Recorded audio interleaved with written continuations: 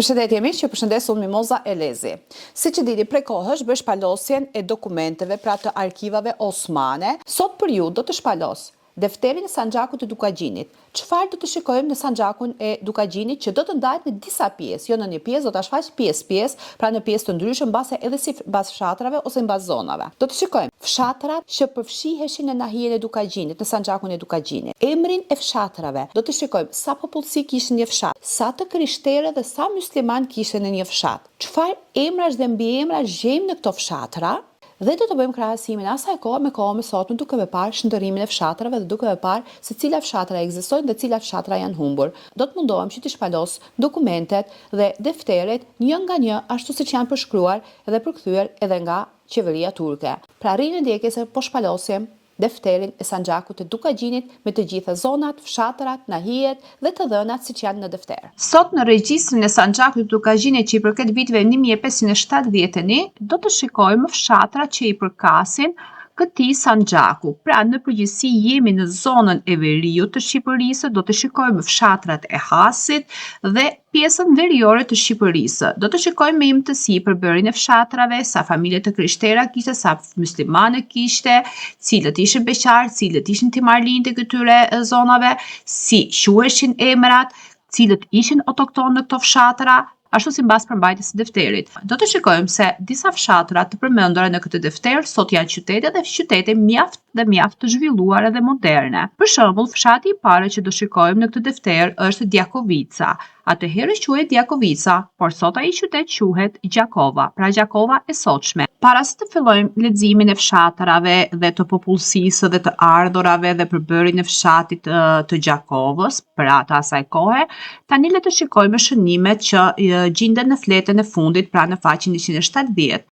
Pra fshati që në vitin 1570 quhej Djakovica, sot quhet Gjakova dhe është qyteti i Gjakovës. Shënimi i dytë është, zakonisht në defter beqarët janë dalluar duke u shtuar përbri emrave të tyre Germën M, do me thënë Mëgjeret, beqar. Shënimi tjetër është se të dhënat mbi këto janë në defteret me faqet 163, 274, 280, ku ky emër i jepet i shkruar me shenjat diaktritike. Shënimi 4, në këtë fshat përmenden si të ardhur, pra doshlac, 7 krye familjare me emra shqiptar, 2 krye familjar me emra slav, 1 krye familjar me emër slav dhe mbiemër shqip. Ardhja e tyre këtu është e kuptueshme sepse gjithë rrethi banohen nga shqiptarët. Pra, këtu të gjithë rrethi banohen nga shqiptarët, Gjakova dhe rreth e rreth, ndërsa familjet të ardhura pra ishin ato të sipërpërmendurat. Dhe shënimi i fundit është se kryefamiljarët musliman që zotëronin nga një çiftlik të plotë të toke janë treguar në defter, duke shënuar përbërj emrave të tyre Germën Ç, që do më thënë çift, në këtë rast ka kuptimin e një çiftliku toke, një sipërfaqe toke që mund të punohen nga një pendë qe, kurse të martuarit muslimanë pa tokë quheshin benak, janë treguar në defter me Germën Q, që do më thënë me Germën e fundit të fjalës benak. Pra si shikojmë edhe çiftliktarët, pra timarlinët që janë këtu janë musliman të dërguar nga porta e lartë, sepse të tyre ishte të mblidhin taksa, të shënonin popullsinë dhe lindjen e djemve, sepse siç e dimë ato djem të merrnin që në moshë të vogël dhe i dërgonin në sarajt sultanit dhe i përgatisin si ushtar. Tani le të shikojmë me hollësi fshatin dikur Djakovica, sot qyteti i Gjakovës dhe familjarët, emrat, mbiemrat e tyre dhe përbërjen e asaj kohe. Pra këtu kemi një pasqyrë të plotë të fshatrave që do të shikojmë në regjistrin e defterit të Sanxhakut të Dukagjinit. Këtu kemi emrat e fshatrave dhe të ardhurat e fshatrave që janë pasqyruar. Anash kemi dokumentet në osmanisht, ndërsa në të djathtë kemi përkthimin në shqip, siç kam theksuar. Këto dokumente nuk i kam përkthyer unë, por këto i kam marrë të gatshme dhe po i shfaq për ju tani. Tani vazhdojmë dhe dalim tek nahia, pra tek Rudina, si quhet nahia e Rudinës, dhe jemi me fshatin Djakovica. Le të shikojmë së bashku përbërjen e fshatit. Në fshatin Djakovica, pra në Gjakovën e sotshme, që në vitit 1570 i quhej fshat, ishte kjo popullsi, banonte kjo popullsi me këto emra: Nika Gjura, Ugrin Nika, Stepa Raba ose Raja, sepse ka disa germa të cilat ato mund të jenë prishur, sepse ka një kohë të gjatë se janë shkruar dokumentet para se të mblidhen, dhe kemi pasqyrimin e përkthimit. regjistrimit: Gjura Nika, Stojan Petri, Voja ose Vuja Nue, Dimjo Gjuro, Noja Biba, Boja Gjura, Daba Raba ose Daba Raja, Gjura Stamisha, Stojko Boqa ose Buqa, Mata Pisha, Pop Stefani, Nisha Stojko, Bashtina e Juvanic Nikolos në dorën e Gikës, Raka Stepa, Gjura Nika, Rasha Nika, Uram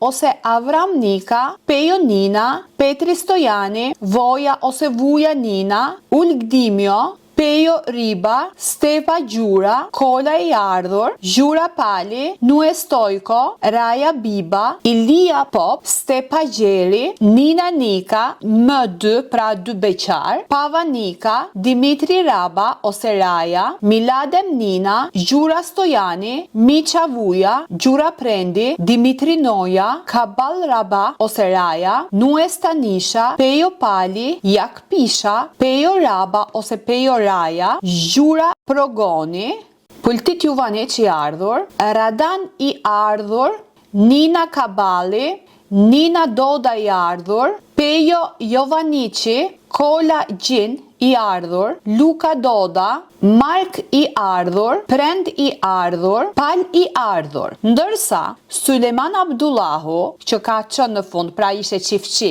kishte tokat prodhuese, Hysein Abdullahu ishte çiftçi, Bashtina e Gjon Gjikës në dorën e Vojvod Rizvanit, pra çiftçi.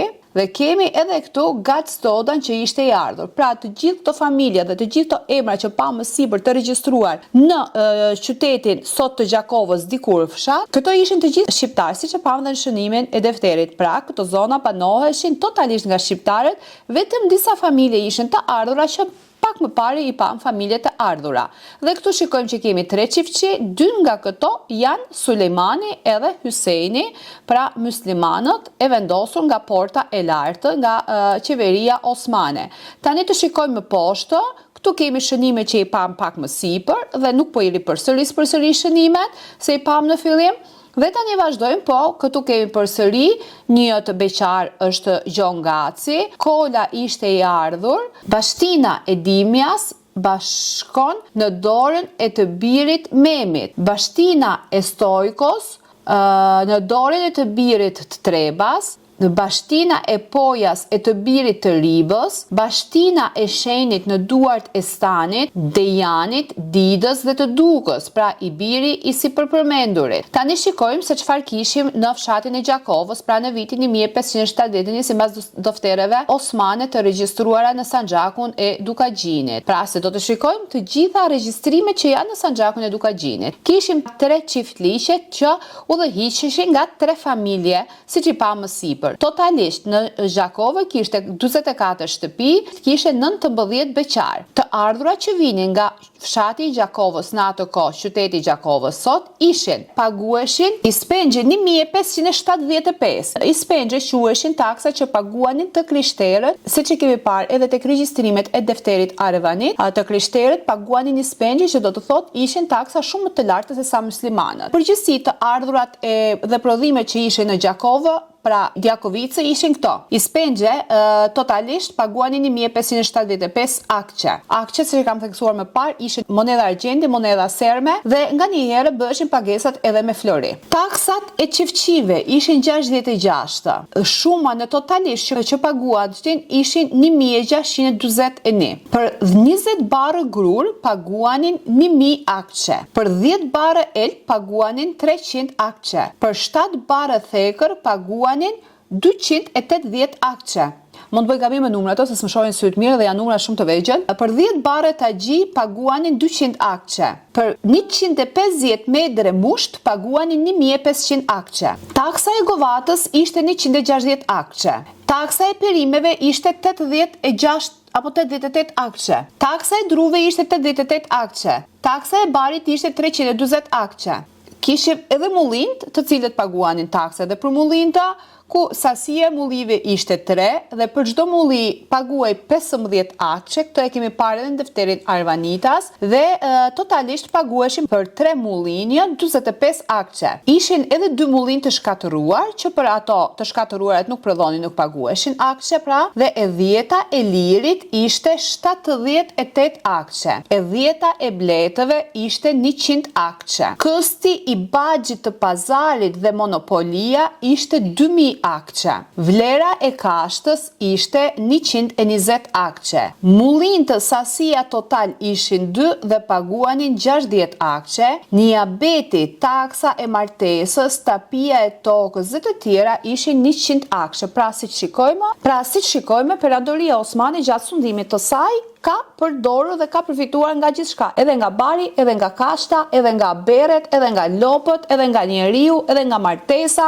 edhe nga njerëzit e shëndetshëm e tjerë. Sot pam shfatin Djakovicë, pra që sot quhet Gjakova, ndërsa në programin e ardhshëm do të vazhdojmë po përsëri me Sanxhakun e Dukagjinit dhe do të japim fshatin Gora Raça. Çdo të mërkurë do të jap Sanxhakun e Dukagjinit në orën 18 dhe çdo të shtunë në orën 18 do të jap defterin Arvanit, sepse veriu më pyet nga një anë, jugu më pyet nga një anë. Ato të Gjirokastrës, të Beratit, të Fierit, të Korçës më thonë që moza ka kjo krahin, a kemi për fshatin ton? Ndërsa këto të Veriut, të Kukësit, të Topojës, të Kosovës më pyesin se a gjendet ky fshat, duam të dhëna për këtë fshat, dhe që të mbledh që të gjithë, sepse nuk po ja dal dot me përgjigje. Në defterin e Sanxhakut të Dukagjinit do të shikojmë fshatrat verior, pra zonën e Kukësit, të Gjakovës, të Tropojës, të Pukës, pra gjithçka që ka në defter, fshat do ta shfaq për ju. Të gjitha regjistrimet që do të shikojmë, po e theksoj edhe një herë, nuk e kam përkthyer unë, por janë të përkthyera të gatshme siç janë nga arkivat e Turqisë dhe do ta shfaq nga PDF-ja, sepse nuk e kam përvetësuar një defter, një libër të tillë, sepse libra të tillë siç është ky defteri i Sanxhakut të Arvanitit dhe të tjera shkojnë nga 200-300 euro, pra kushtojnë goxha, nuk kushtojnë pak, sepse janë libra që përmbajnë dokumentet më të hershme, pra dokumentet e së kohës osmane, janë të përkthyera, kështu që ato kushtojnë, por kur kam mundësi që të gjej dokumentet e gatshme nga arkivat e Turqisë, ato dokumente do të shfaq nga arkivat. Nëse nuk i gjej, atëherë do të mundohem të përvetësoj librat, të përvetësoj dokumentet dhe të përkthej. Pra miq, siç e patën në këtë program, shfaqja dokumentet që janë të regjistruar në arkivin e Turqisë mbi Sanxhakun e Dukagjinit, pam haptura e fshatrat shqiptar, pam popullsinë e asaj kohe, çfarë emrash kishin banorët, ndërsa sot në këto fshatra, cila popullsi jeton, çfarë emrash përmbajnë. Pra miq, programet e mia me tema historike dhe me përkthime të dokumenteve, siç kam theksuar, shfaqen çdo të mërkurë dhe çdo të shtunë në orën 18 të darkës. Patjetër që përgatitja e këtyre programeve kërkon një kohë të gjatë, kërkon mund, kërkon djersë dhe patjetër që zotërimi i këtyre dokumenteve dhe këtyre librave edhe kushton. Prandaj të gjithë ato shqiptarë që më shkruajnë, që më thonë po fshatim, po nga fshatim, çfarë është ku është, ju lutem edhe ju përkrahani duke bërë abonat mujor në kanalin tim, sepse nuk është diçka kush e di se çfarë, për një abonim thjesht minimal. Pra, faleminderit dhe rini në ndjekje, vazhdojmë me shpalosjen e defterit të Sanxhakut të Dukagjinit.